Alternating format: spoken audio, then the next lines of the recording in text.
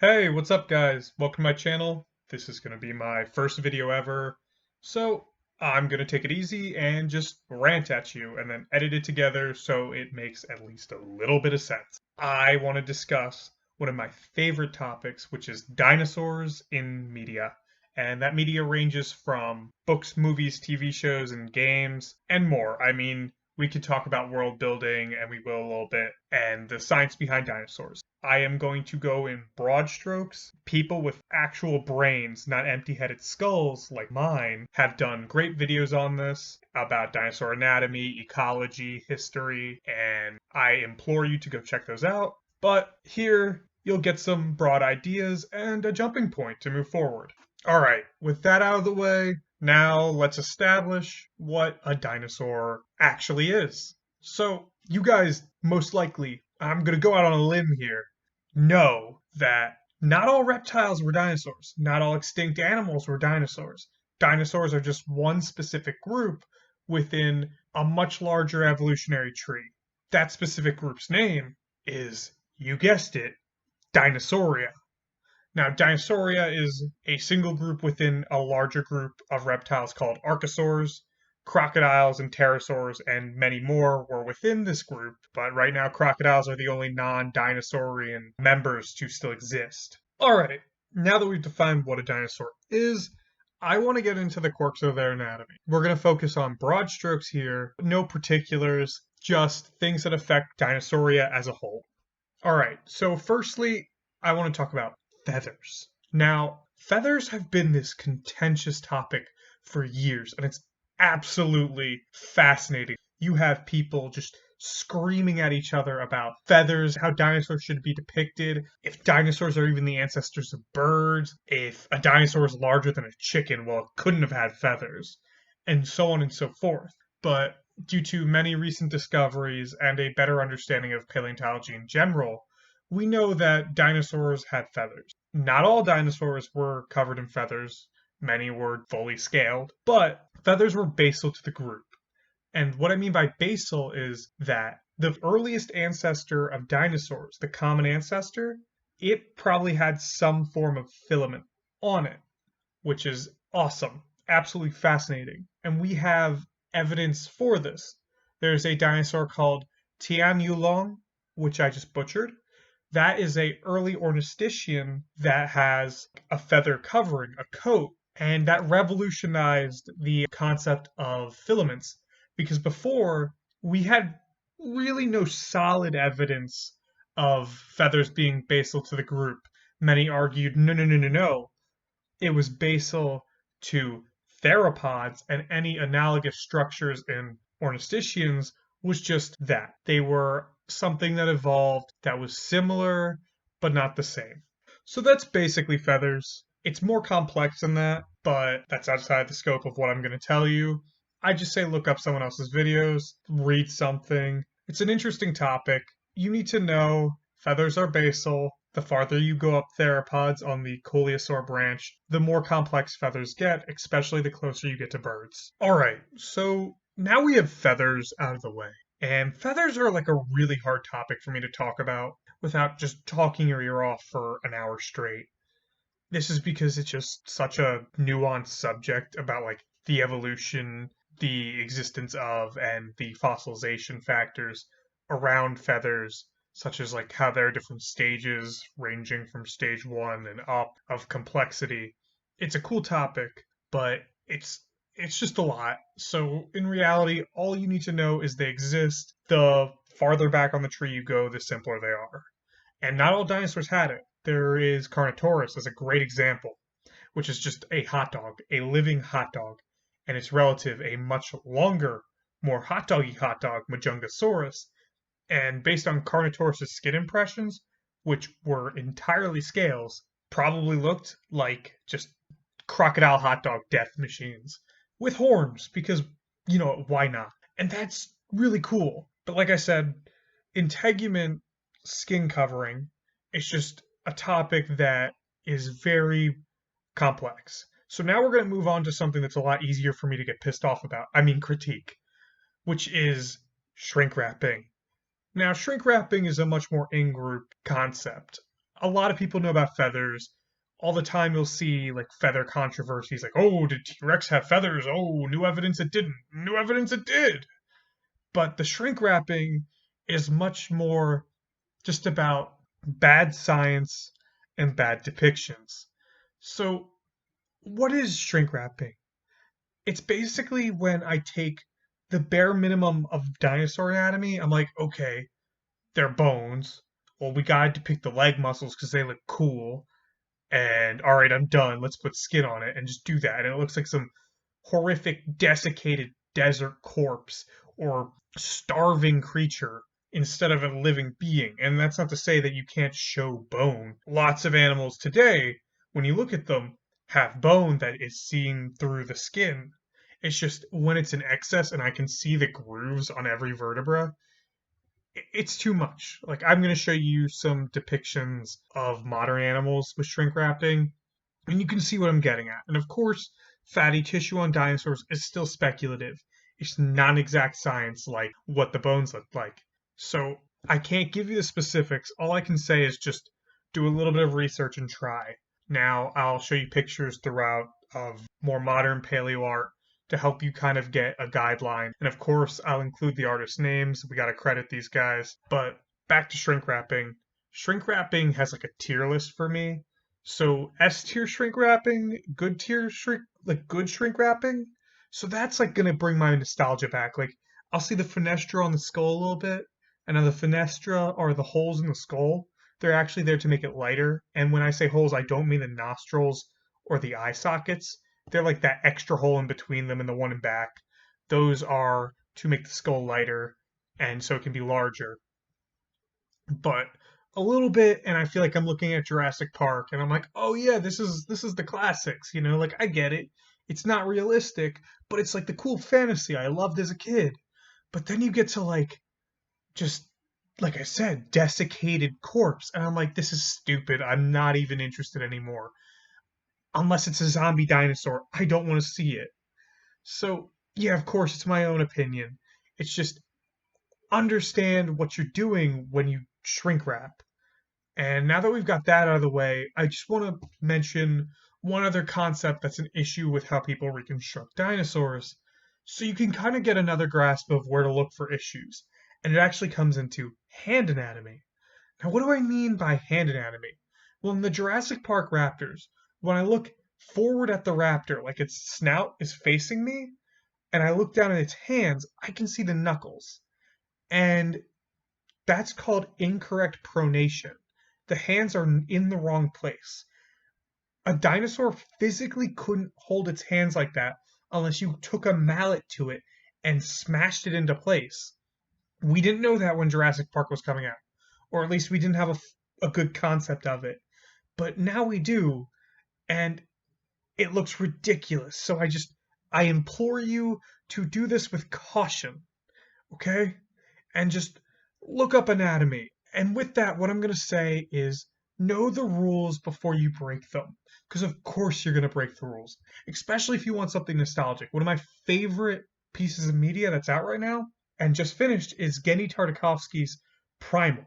It is, well, anything Gendy makes is just beautiful. I mean, even his kids' shows are beautiful. But still, I mean, you can see that he goes for this classical style. Most of the dinosaurs are wholly inaccurate. In the last episode, they showed like a Culindrodromeus, which is like Taniulon, very close relative, or at least very similar looking. And they also showed a City Patty, which is an Oviraptor dinosaur. It was feathered too, and they did a pretty good job. But for the most part, no, they don't do a good job per se, but they do the job they want, and it works because you can tell that they have a basis in what they're doing. All right, so now we've got the basic facts about dinosaurs out of the way. Let's talk about how they're implemented into settings. The first and easiest one is just you want to write a story that takes place in the Cretaceous or any other period in the Mesozoic. That's easy. All you have to do is learn about where the dinosaurs are, learn about the environment, and go. Like for T-Rex, you just go learn about the Hell Creek Formation, you learn about the T-Rex, and you learn about the other dinosaurs in that formation and the climate and the plant, the flora distribution, so on and so forth. And it's actually a lot easier than it sounds especially with something like the Hell Creek Formation or the Morrison Formation. Those two are very well researched. So, just have fun. Now, I want to talk about the more speculative concepts, which are like dinosaurs surviving to the present. An easy one is the meteor never comes, and you just have dinosaurs are never ousted from their throne, and they most likely wouldn't be. Even with the changes that occur, which grass is a big one, and I'll come back to that, with there being so many dinosaurs, they would just be able to, one group would at least be able to adapt. And you might see major changes, like a new form of ornithischian or a new family of ceratopsian or something else that will outcompete the others. You will see turnover, but they'd still all be dinosaurs. And mammals might take a bigger role, but they would still be sort of in the dinosaur shadow. Now, they might be pretty big in the big shadow of the dinosaurs, though. In the Cretaceous, we had an example of like a small mammal that would hunt other dinosaurs, and that's pretty cool. So it's not like they're relegated to just being rats, but they are not going to just completely take over unless there's other really major extinction events you want to write about. And of course, I could be wrong. Now, the one that's a little bit more complex to talk about is the Lost World trope, and it's based off of Sir Arthur Conan Doyle's The Lost World, which is an old book about a plateau where extinct life still survives. And this trope has a lot of problems a good amount of the time. It's just you see these people, they're like, okay, well, I want to see T-Rex fight my like anime protagonist, so T-Rex is just gonna survive in the middle of the Pacific. I don't know how it got there. It just did, man, and it's on the island now. And it lives there. I mean, even Godzilla does this at one point, and I'm like, oh my god. Why can't he just be like the marine iguana we all thought he was? No, I'm kidding. That's a bad movie. I might cut that. So dinosaurs in the Lost World, they would see major changes. Like they would not stay stagnant. They would keep evolving, just like if no dinosaurs went extinct or not known. Like just if no meteor came. And you would see maybe it would be conservative and you'd still see like identifiable forms like a tyrannosaurid might still be dominant. Or maybe it's like very similar herbivores because they haven't really needed to evolve much, but they'd still change. You wouldn't just see like, oh, that's Triceratops. That's a directly identifiable Triceratops. Even living fossils evolve. A coelacanth from now compared to an ancient coelacanth look a lot different, surprisingly. So you would have to like take into account environmental factors. There's been a lot of change over this past Cenozoic era, and we had like the Eocene thermal maximum, the glacial cycles that are coming on now, and so much more. And grass is huge. Grass was virtually non-existent during the Mesozoic. Only at the very end of the Cretaceous did it probably exist. And now it's everywhere. Like any part of Earth, it's ubiquitous with grass, except for like Antarctica. And grass is a hardy silicate plant, which would be very hard for dinosaurs to adjust to chewing because they're used to softer plants. So that would change up the ecosystem real quick. Sure, you might still have dinosaurs grazing it and mammals don't take over in this lost world, but the dinosaurs that adapt, there would be major changes, like to teeth structure. So you got to keep that in mind. Just, and I understand, like, if you just want to make a fantasy, just make a fantasy. It's not a big deal. Because, you might want to include, like, Stegosaurus, even though no Stegosaurus has made it to the end of the Cretaceous. So technically, they wouldn't have been able to live on your lost world unless your lost world is even older. So now another sort of parallel idea to the lost world I want to discuss is the sentient dinosaur, which the one that comes to mind first is Dale Russell's Dinosaurid, which is a good idea, and it definitely helped people to understand that dinosaurs were more intelligent than previously thought. But it's also really stupid looking. They made it into like this man. I mean, they made it look like a human with a reptile head. I'm not playing D&D. I'm not looking for lizard folk. It's just not how it works. This thing would not evolve that way. We have this issue in a lot of modern media, and especially the farther back you go, where we're just like, oh, an alien that's sentient or an animal that's sentient? Well, it's going to look like a human. And I understand it so we can relate better, costume design, and bad science, but it's just so annoying. Like, the next generation Star Trek actually went out of their way to explain it away in an episode where they're like, oh, yeah, well, actually, the first sentient life form was like humanoid, and then it just put its DNA everywhere and was like, fuck it, let's see what happens. But still, if you're going for something that's not full fantasy, don't make it look like a human.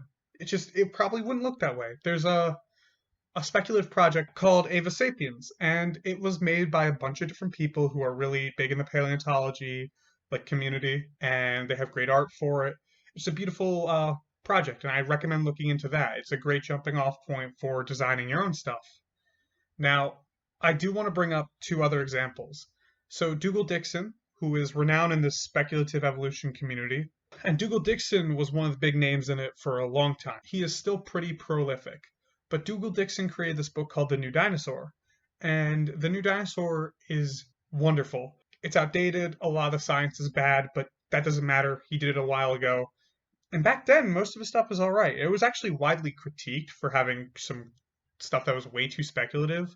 But then we found dinosaurs like Yi Chi that kind of proved, like, yeah, a dinosaur could grow wing flaps and become a flying squirrel. So it's actually really cool, and it gives you a good idea. And then a newer project that came out earlier in the decade, the Speculative Dinosaur Project. This one's a lot more realistic, quote unquote realistic, with a great Wikipedia, and it's full of art. The authors have done like such a great job. I'll link it down below. But that one, don't rip it off. Just use it as a basis to learn more. And now I want to go back to the dinosaur just real quick because I want to talk about one time where it hurt to see a sentient dinosaur. Now, I love Star Trek. I adore Star Trek. You just heard me reference it before. I watched Voyager recently, again, and there's an episode, and it's not like a poorly written episode, but it has dinosauroids in it, like sentient hadrosaurs that somehow escaped Earth and just did their own thing light years away, and then they encounter the Voyager and they're like, oh shit, we might be related. And they're like, oh shit, we are. But I remember there's a scene in the holodeck where they're discussing how the humans are discussing how they could be related. And so they pull up like a hadrosaur and they're like, okay, you see this? This is like totally like capable of becoming sentient. And you see this just horrible reconstruction of a hadrosaur like sitting on its tail, which is widely known to be just not possible. They couldn't use their tail to like support their body. And they're like, yeah, look at these hands. They could definitely become opposable. And it's like fleshy hooves. No, they couldn't. And especially like, or at least in the form that they're depicted in Voyager, which is just a guy in a costume. And I understand there are limits. You can't just, CGI in a dinosaur, especially back in that time. But still, it really hurt. It just hurt to look at. I don't know how else to say it. So now that we've got all that out of the way, I think you have a good idea of what you want and what to do. So I just want to mention a few really good pieces of media to check out, and then I want to talk about this channel. But first, the media. So I've already mentioned Primal. I love Primal. It is such a great show. I'm so sad it just ended. But it's not like accurate, like I said, but it does this perfect job of getting in on those old stereotypes of like the caveman and the dinosaur fighting each other, except they're teamed up in this one. But you get the point. And it's like a Charles R. Knight painting Jurassic Park, and the Ark Encounter had a baby, and it's just beautiful. Now the second one is Walking with Dinosaurs. Now I'm sure you've all seen Walking with Dinosaurs, and it's absolutely badass. I love Walking with Dinosaurs. Yeah, it's riddled with inaccuracies, but I'd still simp for it any day of the week because they really try, and you can see there's so much love put in. Unlike other dinosaur documentaries where they're like, okay, take a shot of the still forest and then CGI T-Rex in. Cool. Let's show it to the masses. It's better than that. And I just, oh my God, I'm like tripping on my words, but I love it. I love it.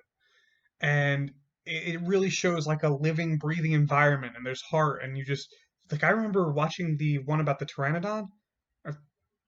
I'll link below what it actually is. Not link below, I'll put it in what it actually is. And I just cried when it died. I was like, oh my God, it's so sad. I just wanted to get a nut, but it died. And so you get it's just, I don't know, it pulls on your heartstrings. And then the next is Jurassic Park, the first movie. I will always love Jurassic Park. It is one of my favorite movies. And actually, it's really funny because now Jurassic Park is the standard for how we depict dinosaurs. Most people don't want to deviate from that. But in fact, when the movie came out, it revolutionized how the public thought of dinosaurs. Because at that point, it had been known for like over a decade that dinosaurs were probably far more active. Endotherms, instead of the lazy reptiles, just fated to go extinct. But the public didn't care. The public was like, that's stupid. That we want our stupid lizards. But then Jurassic Park came out and they're like, oh shit, I'm scared of raptors now. And it's great. And it's like the thing it sought to it became the thing it sought to destroy. And I find that to be like really cool. And another thing, I want you to check out modern paleo art. I've already shown some in this, but it gives great ideas. It's beautiful work. And I mean, a lot of it, so it doesn't hold the same theme that classic paleo art did. And I don't know how else to describe it. There is a YouTube video out there that does a great job because modern paleo art is more just let's depict dinosaurs. And some of it's like fluffy cartoons, then others is really hardcore.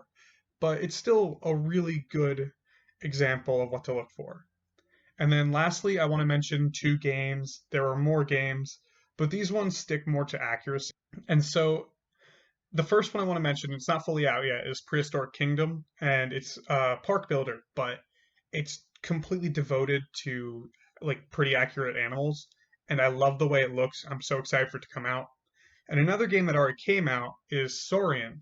Now, Saurian is based on Hell Creek Formation, and you play the life of a dinosaur living there. And it's a really cool game. It's still being developed, but the bones are good. So, yeah, and it's devoted to accuracy, which is awesome to see. And so, yeah, thank you for sitting through my cringe. Subscribe. I mean, now I'm just going to talk about like why I'm making this channel and where I want to go from here. So, honestly, I'm so bored at home and I've always kind of like wanted to make a YouTube channel, but I just never got around to it. But my boredom's hit the point where I'm like, fuck it, I'm making a video now. We're going. And I did. So, and it's also to kind of, I have like crippling social anxiety. So, like, this is to try and like warm me up to be around other humans. So, hopefully that works. I'm not gonna lie, I was nervous throughout this whole video, and I'm like, I'm sitting in front of my computer just shouting at it, and whatever. Hopefully that goes away. So, now this channel is just gonna be about whatever I want. Like, I have a few ideas in mind. You know, I might just one day make a video just looking at memes I like. And then the next day I'll pontificate about how the decline of Rome led to the rise of the e-thought, which that's a fun. I just thought of that, but that's a fun idea. But you know, it's like I might do one on the importance of art history, and then the next video would be like a joke. I don't know. Just want to see where I'm going from here. I appreciate it again. Please subscribe and enjoy the rest of your day. Melody's a dinosaur. Melody's a dinosaur. Roar! Your butt.